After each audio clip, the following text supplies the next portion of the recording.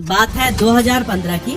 IIT से graduate किया हुआ एक लड़का अपने दमदार स्टार्टअप आइडिया के साथ फुल कॉन्फिडेंस में इन्वेस्टर्स के पास जाता है, पर इसके आइडिया को सुनते ही एक या दो बार नहीं बल्कि पूरे 75 बार इसे ठुकरा दिया जाता है। लेकिन पता है, आज वह स्टार्टअप 100 करोड़ से भी ज्यादा की वैल्यू का बन चुका है। इतना ही नहीं, ओला और उबर जैसे दिग्गजों को भी इसने बाइक टैक्सी सेक्टर में कहीं पीछे छोड़ दिया है। जी हाँ, मैं बात कर रहा हूँ रैपिडो की, जिसने इंडियन मार्केट की नीड्स को समझा और पहली बार 2 व्हीलर टैक्सी सर्विसेज की शुरुआत की। लेकिन सवाल यह है कि इतनी कम रिसोर्सेज के बावजूद रैपिडो ने इतनी बड़ी सफलता कैसे हासिल की? किन किन लीगल बैटल्स का सामना करते हुए ये एक यूनिकॉर्न बना, और वो कौन कौन सी स्ट्रैटेजीज हैं जिनकी बदौलत आज इसने ओला और उबर जैसे दिग्गजों को भी पीछे छोड़ दिया है। आज के इस वीडियो में हम सब कुछ बहुत डिटेल में जानने वाले हैं। तो दोस्तों, रैपिडो की ये कहानी शुरू होती है साल 2015 में, जब 3 दोस्त अरविंद सांका, पवन गंतुपल्ली और SR ऋषिकेश एक साथ मिलकर कुछ नया करने के बारे में सोचते हैं। ये तीनों पहले द कैरियर नाम की एक लॉजिस्टिक कंपनी चलाते थे, जिसका काम शहर के अंदर ट्रकों के जरिए सामान की डिलीवरी करना था। उनका ये बिजनेस काफी अच्छा चल रहा था, क्योंकि द कैरियर ने बड़ी बड़ी कंपनीज जैसे कि फ्लिपकार्ट और डिलीवरी के साथ भी काम स्टार्ट कर दिया था। और फिर जैसे ही ऑनलाइन डिलीवरी का ट्रेंड बढ़ा, द कैरियर ने अपने पहले ही साल में 300 व्हीकल्स का नेटवर्क बना लिया था। और जब सब कुछ अच्छा ही चल रहा था, तो फिर इन तीनों दोस्तों को रैपिडो शुरू करने की जरूरत क्यों पड़ गई?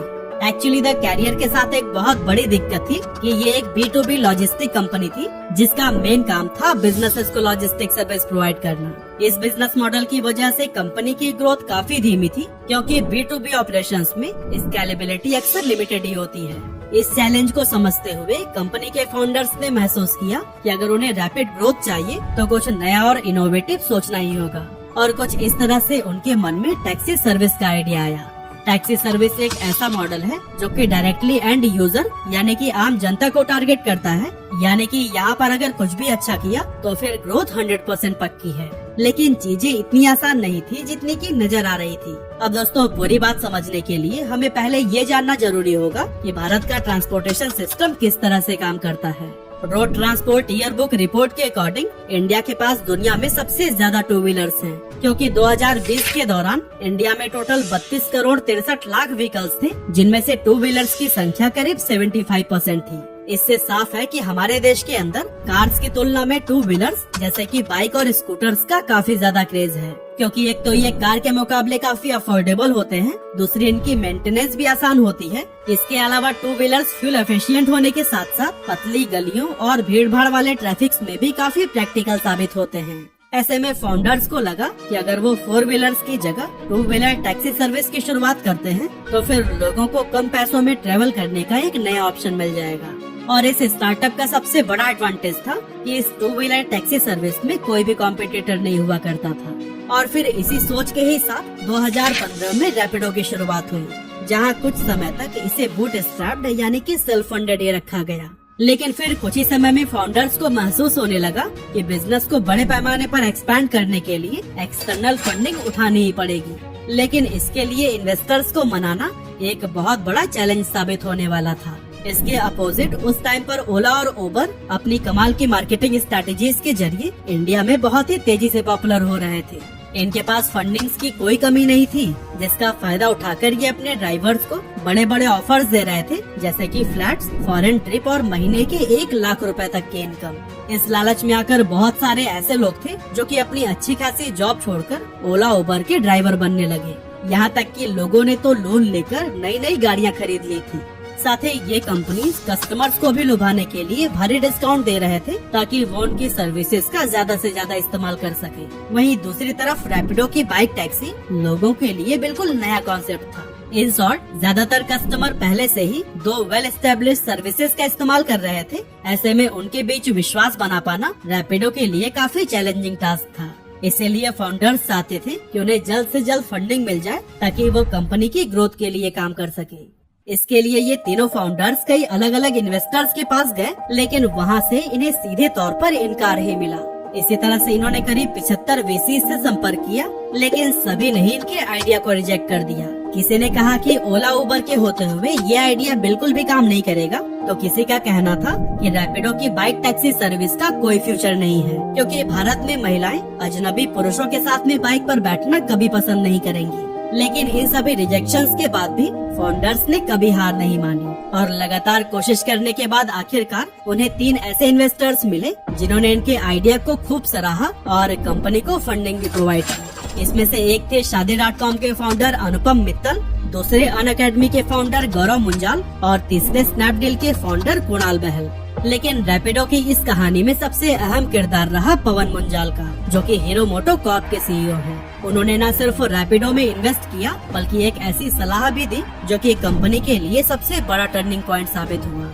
एक्चुअली पवन मुंजाल ने सलाह दी थी कि रैपिडो को बड़े शहरों पर ज्यादा फोकस्ड न होकर टियर 2 और टियर 3 सिटीज में अपनी सर्विसेज को एक्सपेंड करना चाहिए, क्योंकि बड़े शहरों में पहले से ही ओला और उबर जैसी कंपनीज का दबदबा था और इन्हीं दोनों के बीच में ही काफी तगड़ा कंपटीशन चल रहा था। ऐसे में एक नई कंपनी के लिए वहाँ पैर जमाना बिल्कुल भी आसान नहीं था।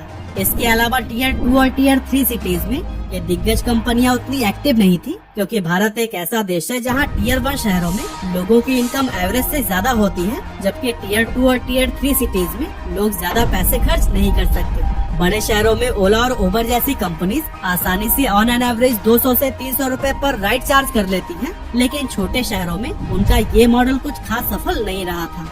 इसी वजह से रैपिडो के पास इन छोटे शहरों में अपनी पकड़ बनाने का सुनहरा मौका था। हालांकि शुरुआत में ये आइडिया फाउंडर्स को थोड़ा रिस्की लगा, लेकिन रैपिडो की टीम ने मुंजाल के एक्सपीरियंस और बिजनेस इनसाइट्स पर भरोसा किया और फिर यहीं से शुरू हुआ रैपिडो की ग्रोथ का वो नया चैप्टर, जिसने उसे देश भर के छोटे शहरों में सबसे पॉपुलर और ट्रस्टेड बाइक टैक्सी प्लेटफॉर्म बना दिया। और दोस्तों, रैपिडो की इस क्रांति की नींव रखी उसकी शानदार बिजनेस स्ट्रैटेजीज ने, जो कि बाकी कंपनी से बिल्कुल अलग थी। अब जैसा कि हमने पहले ही बताया कि ओला और उबर ने शुरुआत में पैसा बर्न करके अपने ड्राइवर्स को बड़े बड़े इंसेंटिव्स दिए थे, लेकिन फिर धीरे धीरे उन्होंने अपना कमीशन बढ़ाना शुरू कर दिया।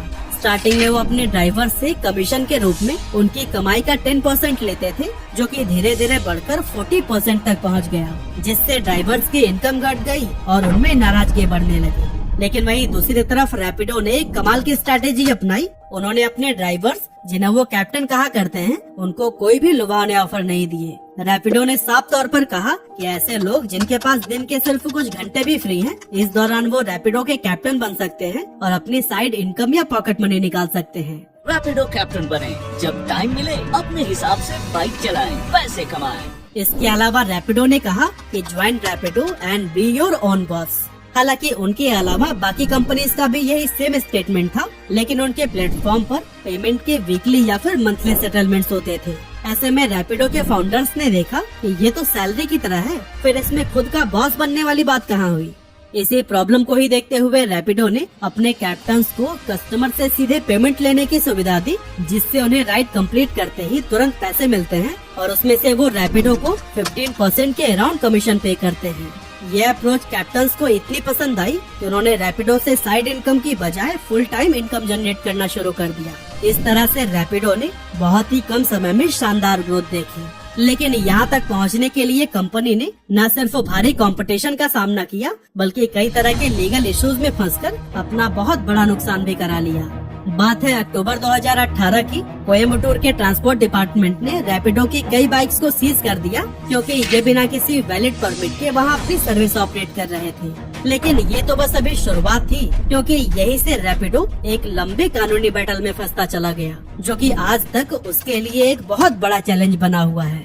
हुआ ये कि रैपिडो अभी अपने कोयम्बटूर वाले मामले में उलझा ही हुआ था कि तभी फरवरी 2019 में बैंगलोर के अंदर रैपिडो और ओला की 200 से भी ज्यादा बाइक्स को सीज कर लिया गया। असल में वहाँ के स्टेट ट्रांसपोर्ट डिपार्टमेंट ने बाइक टैक्सीज को इलीगल घोषित कर दिया था। साथ ही अथॉरिटीज का कहना था कि इन कंपनीज के पास रिक्वायर्ड लाइसेंसिंग नहीं थी, जो कि कानून के खिलाफ है। इस वजह से रैपिडो को वहाँ पर अपने ऑपरेशंस बंद करने पड़ गए। ये कंपनी के लिए एक बहुत बड़ा सेटबैक था, जिससे निकलने के लिए रैपिडो ने एक ऐसा कदम उठाया जिसने उसकी मुसीबतों को और भी ज्यादा बढ़ा दिया।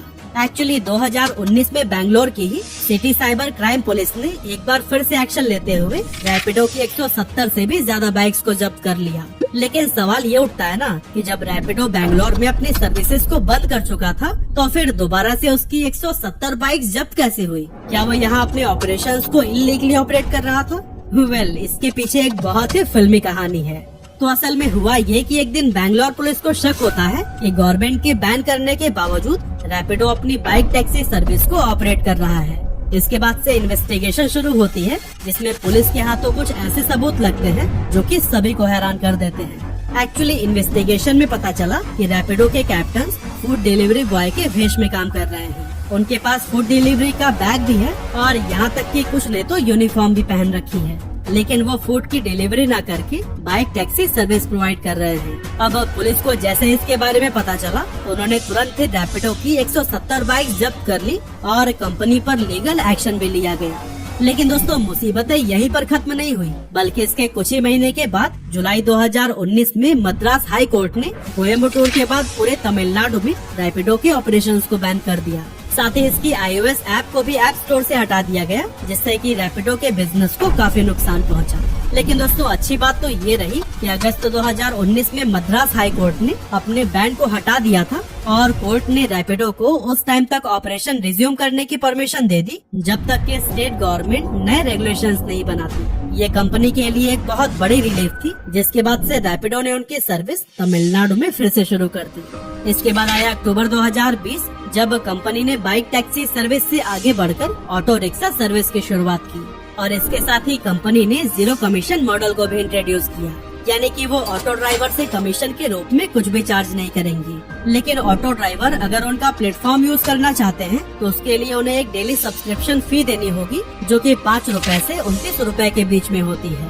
रैपिडो की इस स्ट्रैटेजी ने कमाल कर दिया और इनसे इतने सारे ऑटो ड्राइवर जुड़ने लगे कि सिर्फ 5 महीने के अंदर ही कंपनी ने 10 लाख ऑटो राइड्स को भी कंप्लीट कर लिया था और इनकी सर्विसेज इंडिया के 25 सिटीज में ऑपरेट होने लगी। इस मैसिव सक्सेस के बाद से रैपिडो ने 2023 में उबर और ओला के साथ डायरेक्ट कॉम्पिटिट करने के लिए 4 व्हीलर टैक्सी सर्विस की भी शुरुआत कर डाली, ताकि वो एक ही प्लेटफॉर्म पर अलग अलग ट्रांसपोर्ट ऑप्शन प्रोवाइड कर सके। यहाँ अपने 4 व्हीलर टैक्सी बिजनेसेस के लिए भी उन्होंने जीरो कमीशन मॉडल को अपनाया। साथ ही ड्राइवर्स को एक और ऑफर भी दिया कि उन्हें किसी भी तरह की डेली सब्सक्रिप्शन फी नहीं देनी होगी, लेकिन अगर उनकी मंथली अर्निंग 10,000 रूपए से ज्यादा होती है तो फिर रैपिडो को उन्हें 500 रूपए पे करने होंगे, जो कि देखा जाए तो ड्राइवर्स के लिए एक बहुत ही कमाल का ऑफर था। और इस स्ट्रैटेजी की वजह से रैपिडो की कैब टैक्सी भी कुछ ही समय में काफी पॉपुलर हो गई। और दोस्तों, रैपिडो ने अपनी हर एक प्रॉब्लम का सोल्यूशन बहुत ही स्मार्टली निकाला। फॉर एग्जाम्पल, कोविड-19 महामारी के दौरान जब ट्रेवल एक्टिविटीज बहुत कम हो गई थी और रैपिडो के ड्राइवर्स के पास कुछ खास काम नहीं था, उस समय उन्होंने अपने ऑपरेशंस को डाइवर्सिफाई करने का एक बड़ा कदम उठाया। उन्होंने अपने ड्राइवर पार्टनर्स को काम देने के लिए स्विगी के साथ में पार्टनरशिप कर ली, जिसके बाद से रैपिडो के ड्राइवर फूड डिलीवरी भी करने लगे। ये मूव रैपिडो के लिए काफी इम्पैक्टफुल साबित हुआ, क्योंकि इससे उनके ड्राइवर्स को एक एक्स्ट्रा इनकम सोर्स मिल गया। साथ ही रैपिडो भी उस टाइम सुस्त पड़ी इकोनॉमी के बावजूद रेवेन्यू जनरेट करने लगा। अब आज के टाइम में अगर देखें तो रैपिडो क्विक कॉमर्स कंपनीज के साथ में भी पार्टनरशिप करने की प्लानिंग कर रहा है, ताकि वो इस तेजी से बढ़ती मार्केट में भी अपनी पोजीशन बना सके। और दोस्तों, कुछ इसी तरह के कमाल के स्ट्रैटेजीज को ही अपनाकर सिर्फ 9 सालों में ही रैपिडो एक यूनिकॉर्न बन गया। और फाइनेंशियल ईयर 2022 में जहां इसका रेवेन्यू करीब 158 करोड़ रुपए था, वो फाइनेंशियल ईयर 2023 में 214% बढ़कर 497 करोड़ रुपए हो गया है। अब दोस्तों, यहाँ तक तो सब कुछ ठीक है, लेकिन एक ऐसी प्रॉब्लम भी है जिसको लेकर बार बार रैपिडो पर सवाल उठते रहते हैं, और वो है सेफ्टी कॉन्सर्न। स्पेशली अगर महिलाएं इसका इस्तेमाल कर रही हैं, तो फिर ये कॉन्सर्न और भी बड़ा हो जाता है, क्योंकि रैपिडो के ड्राइवर्स की वेरिफिकेशन प्रोसेस कुछ ज्यादा सख्त नहीं है, जिससे कि कस्टमर्स की सुरक्षा पर सवाल उठते रहते हैं। हालांकि इसके बारे में कंपनी के फाउंडर पवन गुंटुपल्ली का कहना है, We have a strict verification process and we have a background verification process. Document verification एक होता है, बैकग्राउंड वेरिफिकेशन एक होता है, उसके बाद एक ट्रेनिंग कोर्स होता है। मान लो ये सब कुछ उसने पास कर लिया, देन हमारे पास एक पीरियड होता है कॉल्ड हैंड होल्डिंग पीरियड। उसमें right from the way driver कैसे चला रहा है, अगर स्पीड चला रहा है 60 के ऊपर जा रहा है पता चलता है, स्टीप टर्न ले रहा है पता चलता है, रूट बिहेवियर एंड एवरीथिंग पता चलता है। और दोस्तों रही बात महिलाओं की, तो फिर रैपिडो बाइक पिंक नाम से सिर्फ महिलाओं के लिए एक स्पेशल सर्विस भी प्रोवाइड करता है, जिसमें कैप्टन एक फीमेल होती है। ऐसे में अगर कोई लेडी आदमी के साथ बाइक पर बैठने में कंफर्टेबल नहीं है या फिर अनसिक्योर फील कर रही है, तो फिर वो बाइक पिंक ऑप्शन को भी चुन सकती है। अब दोस्तों इन सभी चीजों से भले ही रैपिडो बार बार उठने वाले सेफ्टी कंसर्न को इफेक्टिवली हैंडल कर लेता है, लेकिन कंपनी के सामने अभी भी बहुत सारी ऐसी चुनौतियां हैं जिस पर अगर जल्द से जल्द काम नहीं किया गया तो ये अपनी नंबर 1 की पोजीशन खो सकता है। क्योंकि ओला और उबर पहले से ही बाइक टैक्सी सर्विस को लॉन्च कर चुके हैं, साथ ही इन कंपनीज के पास ज्यादा टेक्नोलॉजी और एक्सपीरियंस है। ऐसे में अगर रैपिडो जरा भी चूक करता है तो उसकी मार्केट पोजीशन हाथ आने में ये जरा भी देर नहीं करेंगे।